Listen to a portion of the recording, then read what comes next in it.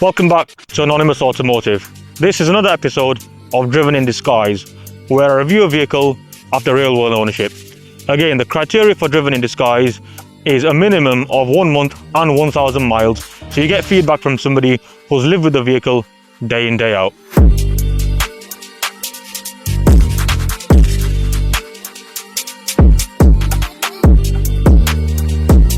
Today we're reviewing the Renault Scenic E-Tech.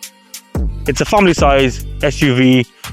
This particular spec is the Techno Long Range, and its competitors are the Peugeot E3008, the VW ID4, and the Skoda Enyaq. Now, one point to get into before we talk about this is I ordered this car December last year, and it came in April. At the time, there was 4 specs available. You could order the Techno in a comfort range 60 kilowatt hour battery and the long range 87 kilowatt hour battery, and also you can order the Esprit Alpine and the Iconic specs. They've changed that for this model year. They've got rid of the comfort spec, so you've only got the longer range version available, and they've renamed some of the trim levels. So you still got the Techno, then you get a Techno Esprit Alpine and the Iconic Esprit Alpine. So when I'm talking about specs and features, I'll talk about specs and features available with the newer lineup just to avoid confusion. Now, just taking a look at the styling, the previous Renault Scenic was an MPV, a boxy rectangular people carrier. The Scenic E-Tech is now a full-fledged family-size SUV. So it's a conventional SUV shape, it's reasonably sized, but let's start by taking a look at the exterior. Now at the front here, we've got this pretty cool grille design which has mini Renault signs. Some bits are color coded, and then it kind of blends into the body, similar to what we discussed previously on the Peugeot 5008. It's quite a cool design, I like it. You've got a large Renault badge here, and this hides all of the autonomous radars and sensors and the adaptive cruise control, so that's really clever. And we've got this kind of semi-piano black strip which rolls across into the headlights, and we've got DRLs here. Now, talking about the headlights, there's something in the automotive industry which is called the welcome event, and this is where it kind of engages your senses as you're entering or going up to the vehicle. And this has got a really cool theme with the lights kind of expanding as you walk towards the vehicle. The mirrors fold out, you get a puddle lamp below, and then you get some really interesting sounds as you enter the vehicle. So I think Renault has spent a long time understanding the customer and making that event quite a pleasant experience. Moving on to the alloy wheels, we have 19-inch wheels here, and on the Techno Esprit Alpine and the Iconic Esprit Alpine, it comes with 20-inch. These are quite standard EV type wheels where they use a lot of this piano black to mask that it's quite a covered wheel. A more covered wheel gives a better coefficient of drag, and it's a lot more efficient, but it's kind of diamond cut in places, and it's a fairly nice wheel. So we have fold out automatic wing mirrors with clever puddle lamps. I'll add a video showing the Renault badge at night. This spec doesn't have 360 cameras, but the top spec does, so I'll send a link to that as well.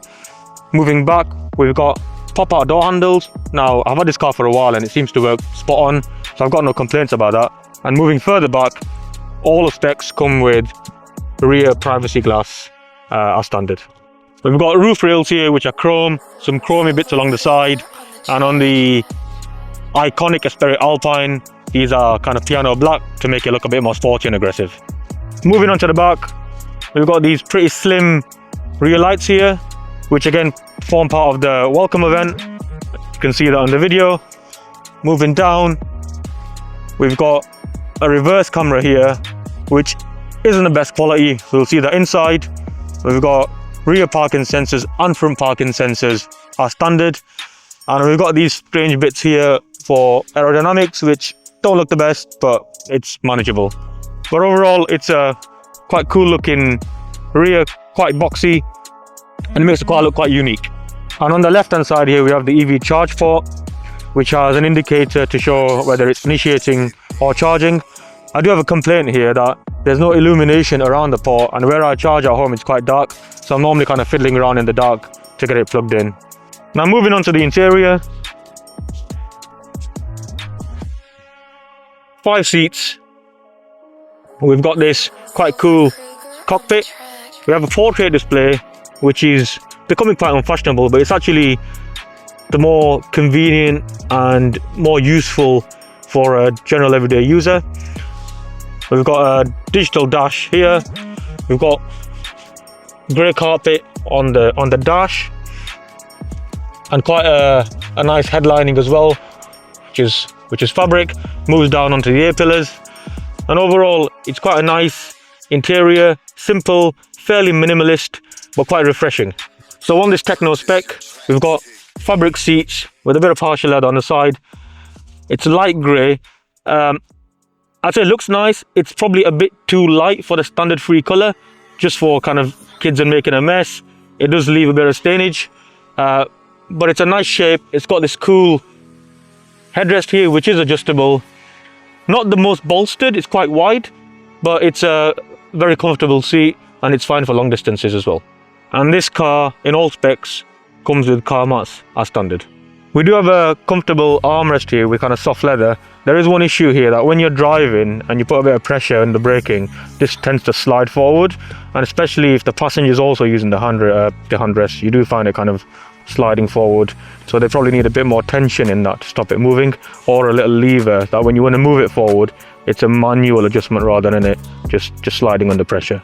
And just talking about the steering wheel, it's quite a nice size. It's heated as standard, which is super rare and the lowest spec, and it's quite an appreciated feature. However, there's a lot of stalkage going on. So we've got stalk on the left hand side for lights and indicators. We've got stalk on the right hand side for wipers. We've got the gear selector here, which I'm not a massive fan on when you've got a lot of stalks. I'd prefer it being here on the dash. And then Renault have decided to continue with this audio control fourth stalk down here. There are also a couple of paddles for regen, which I don't think are needed, and there's a multi-sense button over here to change between driving modes. So it's a lot going on, a lot of stalks, and quite often if you jump in between cars, you might accidentally press this one instead of this one. So it's not the best. And if you're a fan of stalks, please subscribe to the channel. So you've got 3 seats at the rear, 2 fairly comfortable, the middle one a bit smaller, but come and take a look in a bit more closer detail.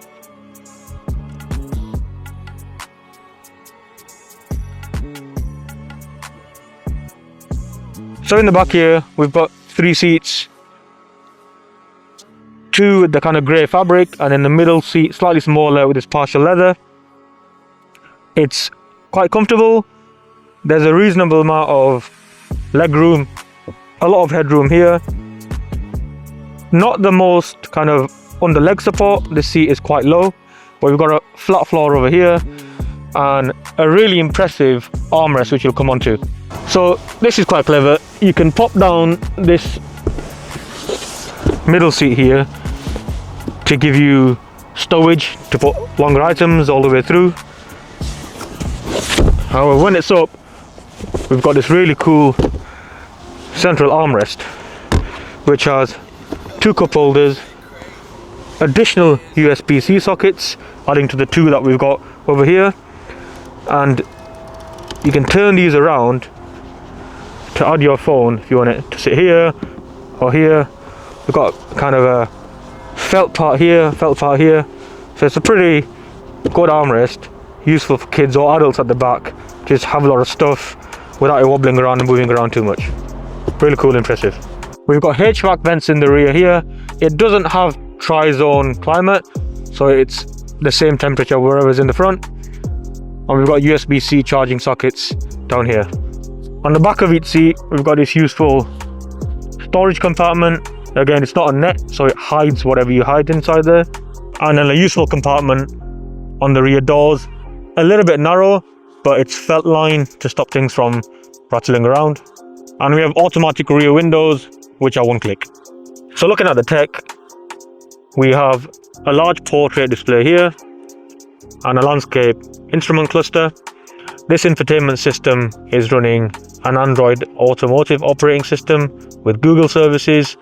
So you've got Google Maps, you've got the Google ecosystem, you've got the Google Store, and you've got all of the apps that come from the Google Store. It's really responsive, with it being Android and Google. It's fairly familiar with if you're used to that ecosystem, and overall it's a quick, responsive user experience. We've thought about it and it works really well.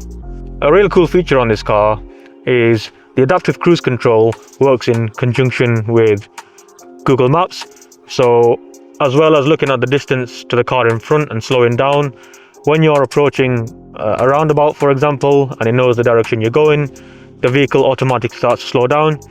And also when you enter your destination, it'll tell you the charging points, but it also looks at the availability of those charge locations to give you the most optimized route to your destination. We have heated front seats as standard, and also a heated steering wheel. And there is one bug here where it takes about 3 or 4 presses to activate it for the first time, but once it's on the first time, it works every time after that. And one thing I've complained about many times is when we don't have hard keys for climate. Renault have done a great job here, and we've got fan speed adjustment, we've got temperature adjustment, we've got the direction of the HVAC, all with hard keys here, and I really like it. It's got the visual indicators on the touchscreen, but you've got physical buttons, which I prefer. We've got this multi-sense button here on the steering wheel, which toggles between different drive modes. You've got comfort, you've got eco, you have sport, and you have personalized, which you can configure accordingly to your personal preferences. It also has kind of an ambient theme with matches, and it's a pretty useful feature. The name multi-sense doesn't really make sense, but it works. And on the door we have some ambient lighting, which again matches the color and it's configurable. It's quite cool. So I've had this car for 8 months and I've driven 6,000 miles, and as an engineer I generally find a lot of bugs. It's not to say that there's fundamental issues with this car, but they kind of bring it down a couple of notches if I was giving it a rating out of 10. One of the main points of annoyance, and it was a lot more when I got the car earlier on in the year, is that you would need to re-accept some of the terms and conditions on the privacy screen, which would allow it to connect to the app. So you couldn't charge via the smart application, so kind of Octopus charge and OVO charge wouldn't connect to the app unless you come back into the vehicle, re-accept the settings. And that was kind of happening once a week at the start, then kind of once a month. Coincidentally, this morning I got an update on the app saying there is a software over-the-air update available for the car which fixes that. So Renault have identified the issue and it will be fixed over the next few days, but it has been there for 8 months, and I think they could kind of get to these root causes a lot quicker than they have done. Now this car has a reverse camera, which is a nice feature. However, the quality of that reverse camera is quite poor. It kind of reminds me of something from kind of 2010 or 2015, and I think camera quality has improved massively over the last 10 years, and this is just a bit dated.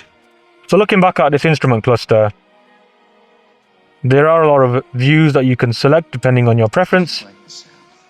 I tend to keep it in the view with the map, so you kind of get a driver's side view here, and it's quite a nice layout. It's got a lot of information. The UX and the UI is okay. However, one thing missing is that there is no low screen wash fluid warning.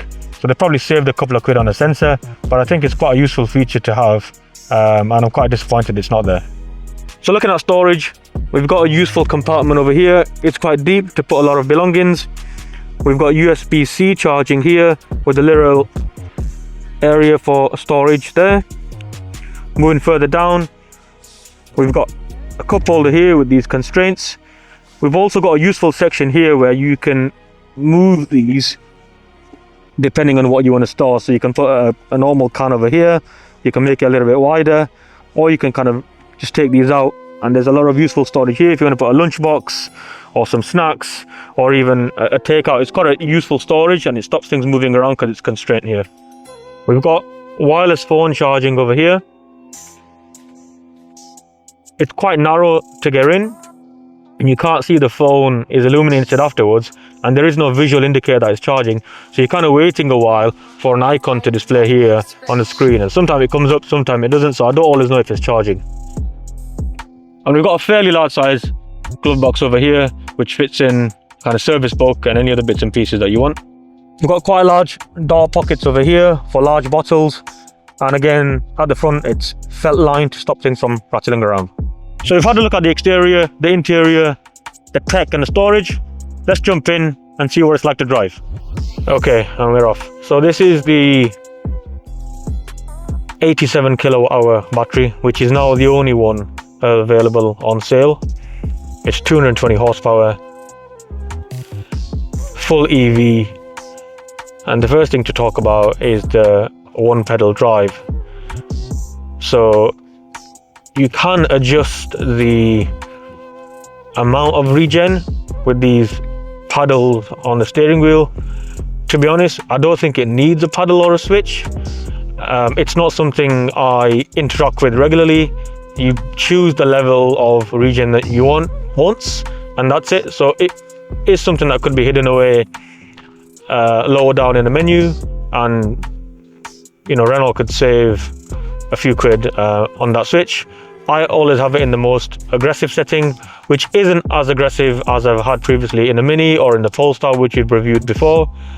But you can drive 100% just with one pedal, and I've completed numerous journeys just using the accelerator pedal.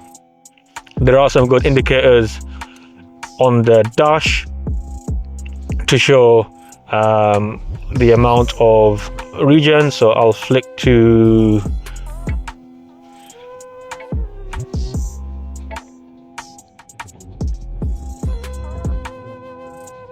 this screen, which shows the power curve here, and then if I let go, the charging.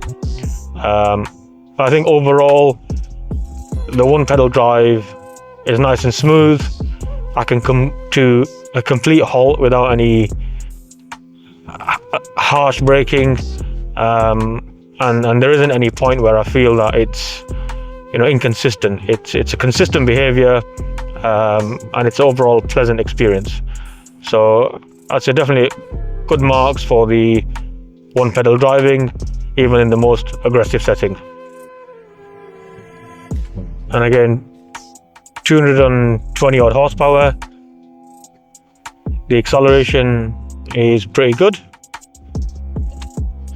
0 to 60 on this car is 7.9 seconds. And I did look at some reviews before I got this vehicle myself, and there was a lot of negative comments about the drive. But honestly, I've driven a lot of cars, and I really like the drive of this car. So either my opinion is totally different, or they've made some improvements over the last few months before I got this car. But the suspension is soft. This road is terrible. But again, it's just a pleasant overall driving experience.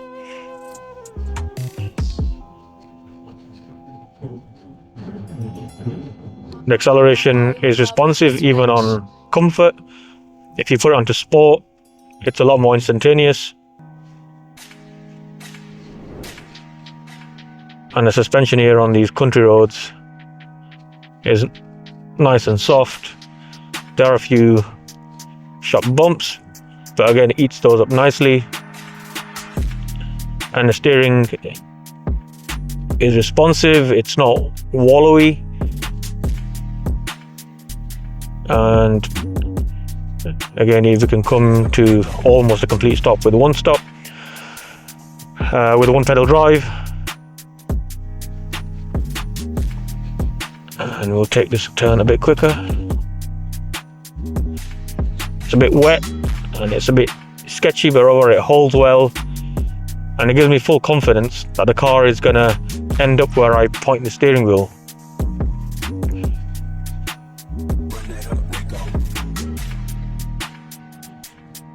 Ignore the slight rattles in the back if you can hear it. It's just because I've lumped car seats on top of each other without attaching them properly. But there is no vibration through the wheel at 50 miles an hour here. There's not much road noise or wind noise. Entering this country road, again on the comfort setting, we hit the 50 speed limit in no time. And again, these roads in this area are not too bad, but the car is fairly comfortable. Now let's talk a little bit about the range. The advertised range on this long range is 370 miles combined. And I have done a few long distance drives, a lot of short distance, and I don't always wait until it's fully empty before I recharge. However, I've driven from the Midlands to London a couple of times. It's a 220 mile return journey, and the dash showed that I had 70 or 90 miles remaining when I got back, and that's fairly accurate. So I'd say the real world range is kind of between 280 and 320, and that's in the summer and winter. It doesn't fluctuate as much as it does in other cars. There is a heat pump here which makes it a little bit more efficient at cold weather. So I'd say it's probably 70 or 80% of the advertised range, but that's quite consistent in the EV market. So I think for a car that's around about 35,000 to get 300 miles, I'd say it's pretty good.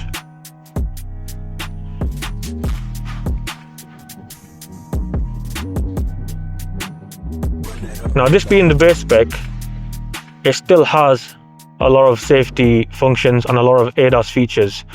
So with this button on the steering wheel, the left hand side of the steering wheel here, you can select all of the ADAS features, and there's a mode button here which lets you toggle between speed limiter, turning off all of the ADAS features, active assist and adaptive cruise control. So active assist is the one which essentially includes the most, and you can set your speed here,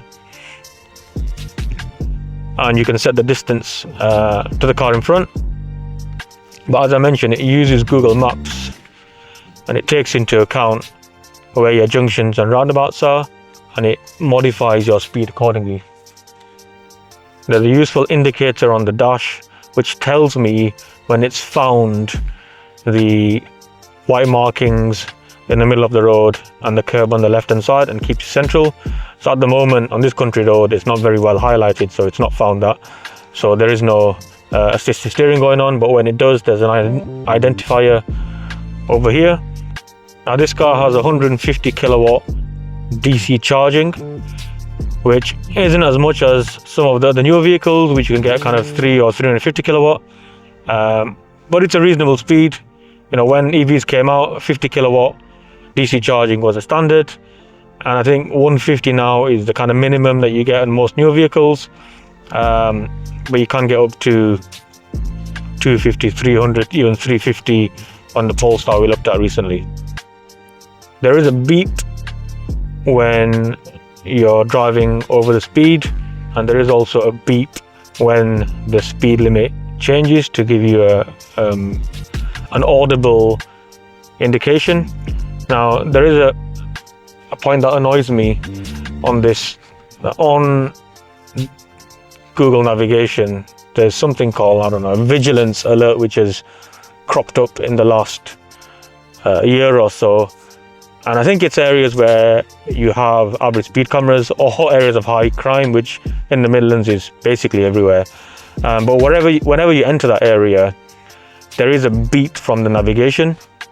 Now, if I go to this here, you can have alerts audio on unmuted, which is then your navigation guidance is active, and muted, and I'd expect in muted everything navigation related to be off, but I still get those beeps when I enter this kind of high vigilance area, which is really annoying, especially on the road that I live. I go kind of past 4 or 5 areas of average speed cameras, and it beeps all the time. I've got used to it, but whenever someone gets in the car, I have to explain, please ignore that noise, and it's just not a good experience.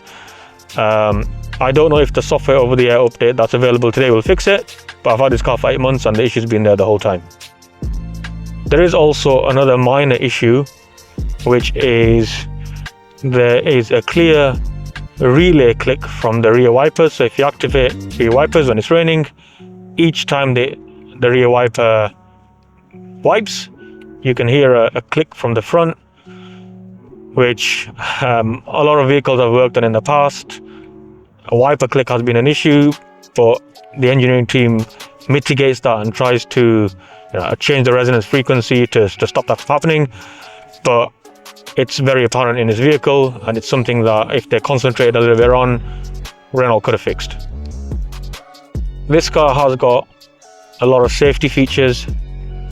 It's got autonomous braking, but one of the most impressive features I've found is this lateral detection, where when you're about to open the door, if there's a car or a pedestrian going past, it will beep. So if I pull up over here, there's a car that's about to go past. If I park and open my door,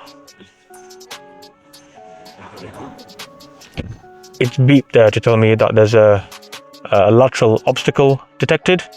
And I found if you're parking outside of school and there's kids running past or cars going past, you always look in the mirror before you get out of the car. However, if you're picking up a bag or you're doing something else and your concentration is not 100%, that kind of small indicator can be useful in helping yourself or helping a pedestrian going past. So it's one of those things which adds to the sense of security that Renault have really considered with this vehicle. So this car has an Android Automotive operating system with Google services. It's got Google Voice, but if I try and tune to a radio station via speech, I do find a few issues, so let's try. Tune to TalkSport. Sure, here's TalkSport on your car radio.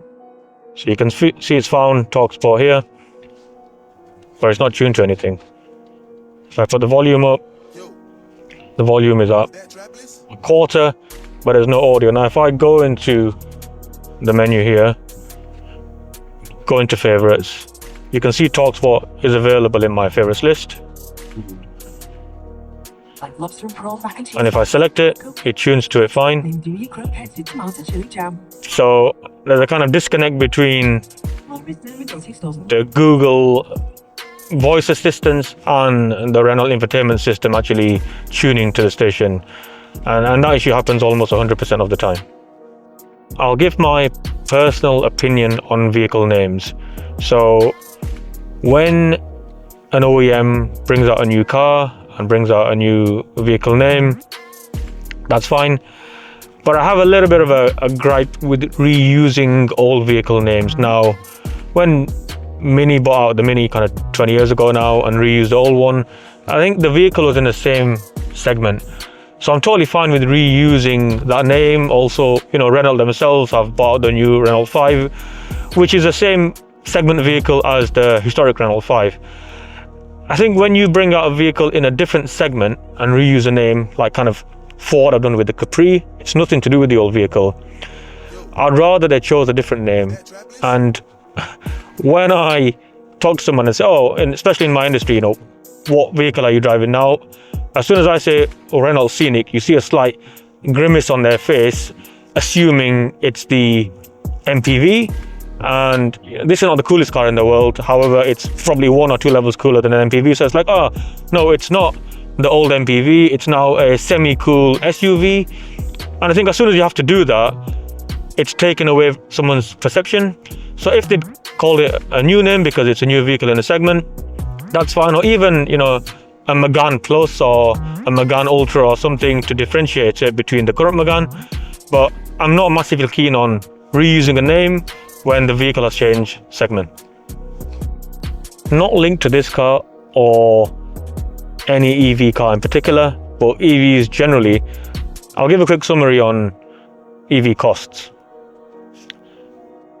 As a ballpark figure, it costs about 10% of the fuel cost of the petrol version or the diesel version.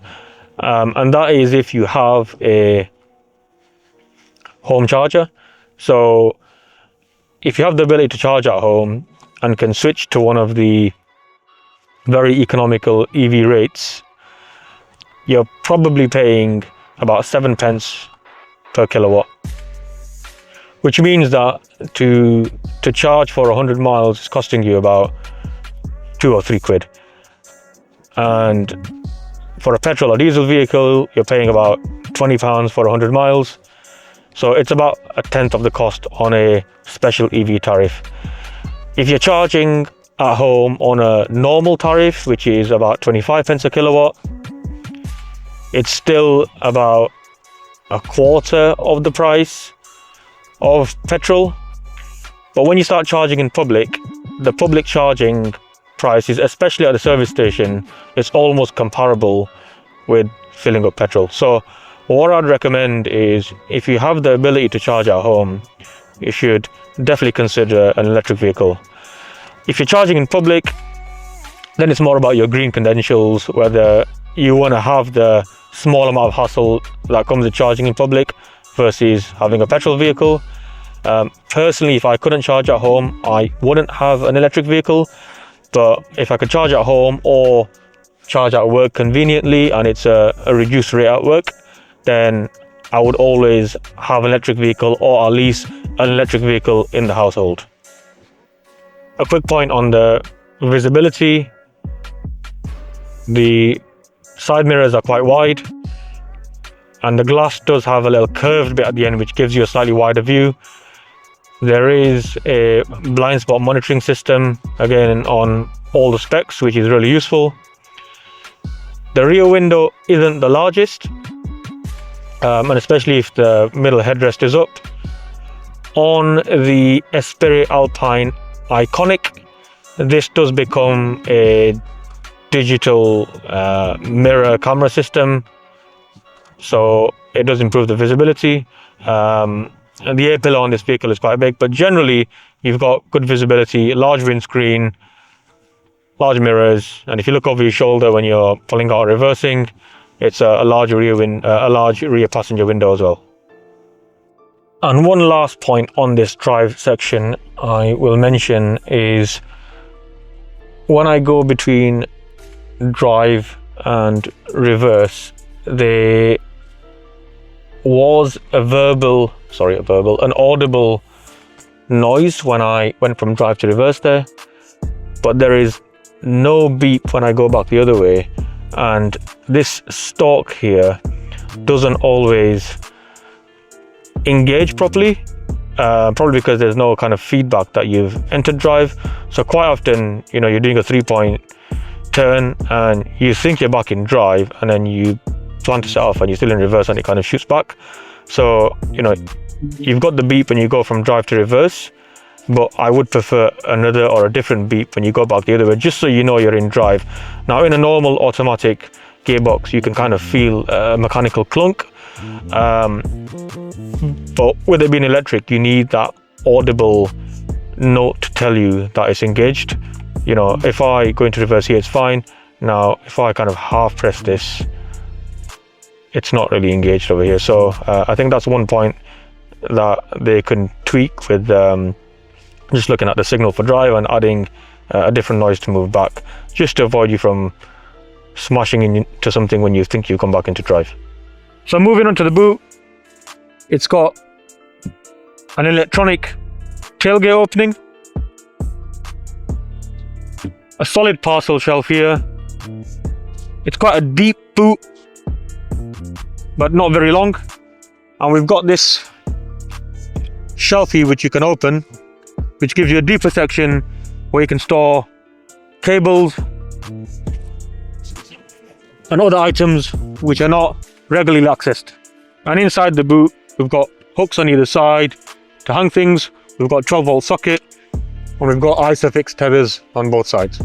So let's see how useful this boot space is if I can store 2 large suitcases without removing the parcel shelf.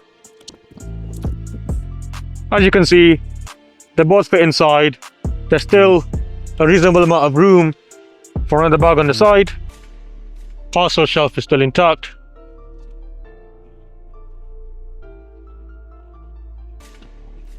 And the boot closes. Automakers will often describe the size of the boot by cubic meters or liters, which is great again in comparison, but what does it actually mean?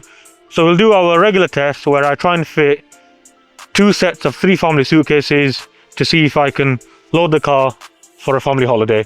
I've taken out the parcel shelf, so let's see what we can do.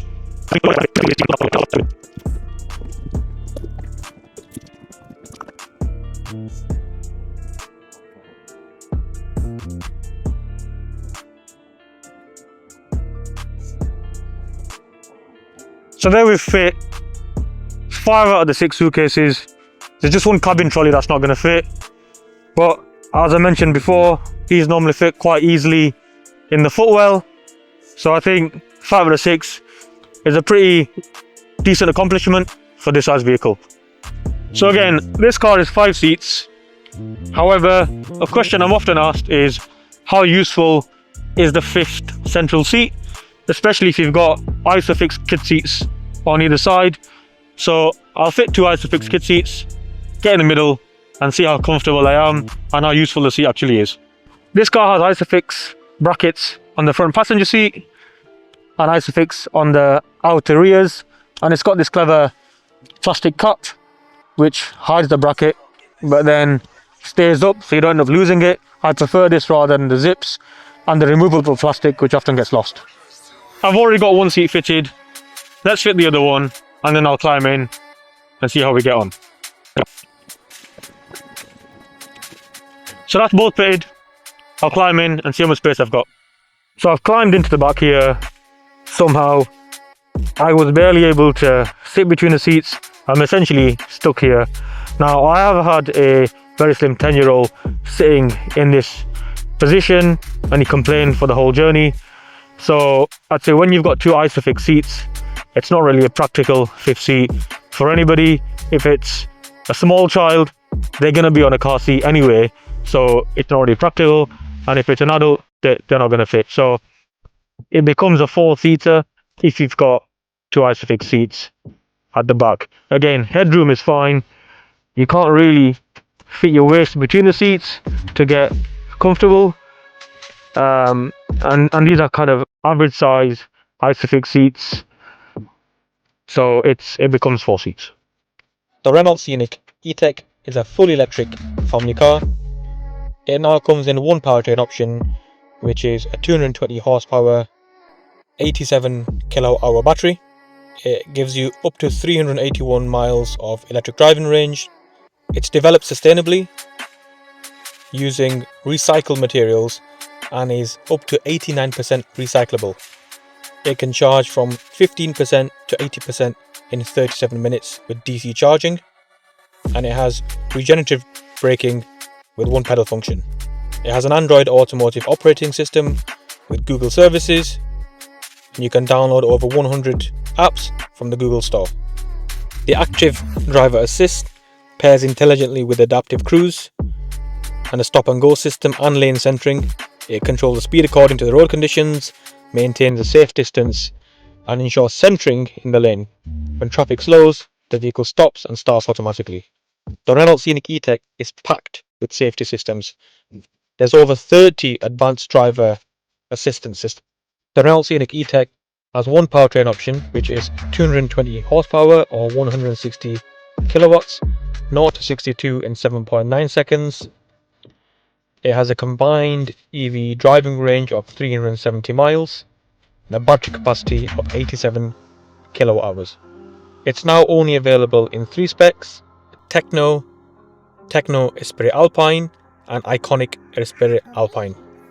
The Techno spec comes with rear tinted windows, auto folding wing mirrors with puddle lamps, full LED headlights with adaptive LED front and rear fog lights, automatic wipers and automatic headlamps, 19-inch diamond cut wheels, LED daytime running lights, automatic high-low beam, front and rear signature lighting patterns, a digital handbook, an open R-Link 12-inch multimedia system with Google built-in and Arcamis audio, wireless smartphone replication and Apple CarPlay, Wi-Fi, connected services including over-the-air updates, emergency brake assist, rear cross traffic alert with emergency braking, blind spot warning and redetection, front, rear and side parking sensors, distance warning alert, contextual adaptive cruise control, manual seat adjustment, heated driver and passenger seats, electric power tailgate, electric front and rear windows, heated steering wheel, customizable driving modes and 48 colours for interior ambient lighting, 2-zone climate control, keyless entry, battery temperature optimization during DC charge, and a heat pump. And the Techno starts from £35,495, which includes the £1,500 electric car grant. For £3,000 extra, you can have the Techno Esprit Alpine, which gives you a wheel upgrade to 20 inches. It gives you sports seats, an Alpine steering wheel, and blue decorative parts on the dash. It has electric front seats with two-way lumbar support and massage seats on the driver. And for the further £2,000, so £40,495, you can have the iconic Esprit Alpine, which gives you the smart rear view mirror, auto hands-free parking, 360 3D camera, a solar bay panoramic sunroof, an upgraded audio system with 9 speakers and Harman Kardon audio. The standard colour is flame red with a flame red roof. Other colours available are flame red with a black diamond roof, midnight blue, arctic white, shadow grey, diamond black, midnight blue with a diamond black roof, or shadow grey with a diamond black roof, or arctic white with a diamond black roof. The Techno interior upholstery is recycled heather grey fabric, titanium black grained coated textile with yellow stitching. On the Techno Esprit Alpine, you get embossed titanium black recycled mesh, recycled quilted grain coated textile and blue stitching, and it's the same seats on the iconic Esprit Alpine. There is also a matte shadow grey exterior colour available on the Techno Esprit Alpine and the iconic Esprit Alpine. So there we have it, the Renault Scenic E-Tech. I think it looks fantastic, the interior is nice, it's got a huge amount of space, but I think the key selling point for this vehicle is the tech, the safety tech and the comfort tech. It's got a huge amount of tech even on this lowest trim level, the Techno. You've got things like heated seats, electric tailgate, but even surprise and delight features like heated steering wheel, which are not the norm for kind of a £35,000 vehicle. So it elevates it from being a nice to have to a must have. Now I did reel off a few bugbears I've got with this vehicle.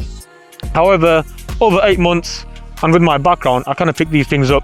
A lot of them are software bugs which are fixed or have been fixed or can be fixed quite easily, and a couple are kind of small design issues, but they're kind of nitpicking issues. Overall, I think this vehicle could be a 9.5 or a 10 out of 10. I think with these small lurks, it's probably an 8.5, but for the amount of spec you get for the money, the range, I think it's a fantastic vehicle, and it's definitely one, if you're in this market, go and have a look at one straight away. This is Driven in Disguise, our long-term reviews. Anonymous Automotive, and if you like this video, please like, subscribe and share. Thank you for watching.